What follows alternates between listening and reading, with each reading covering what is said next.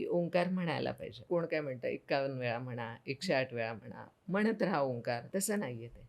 ओंकार तुम्ही म्हणता त्यावेळेला तुम्ही तुम्ही कसं बसला आहात. म्हणजे आपल्याकडे जसं भगवद्गीतेमध्ये आहे की समकाय शिरोग्रीव बसा. तुम्ही ओके. ताठ बसा. पाठीचा कणा तुमचा ताठ ताठ असू असला दे. पाहिजे. हाताची ज्ञानमुद्रा असू दे. डोळे अलगद मिटलेले पाहिजे. डोळे बंद म्हणजे काय? तर मग डोळ्यांच्या पडद्यामागे मनात काहीतरी चालू आहे असं नको. ओके. बाकी पण गोष्टींमध्ये म्हणजे तुम्ही तिथे तुमचं अवेअरनेस आहे आणि त्या बरोबर. व्यतिरिक्त मग तुम्ही जेव्हा ओंकार म्हणताय तर श्वास घ्या आणि श्वास सोडताना तुम्ही ओंकाराचं उच्चारण करा दीर्घ असं. तुम्ही बघा हे करत असताना तुम्ही तिथं प्रेझेन्समध्ये राहता. आता तुम्ही साधारणतः 1 मिनिटामध्ये आपले 6 ओंकार होतात. ओके. ओके. पण 11 ओंकार म्हटलं तर 2 मिनिट. ती बसून हे करून करेपर्यंत 2 मिनिट. आता तुम्ही विचार करा की 350 बाकी तिने काहीच नाही केला. तिने फक्त 2 मिनिट ओंकार केला असं आपण धरूया. एका सेकंदाला 350 पेशींनी शरीरातल्या जन्म घेतलेला आहे. ओके.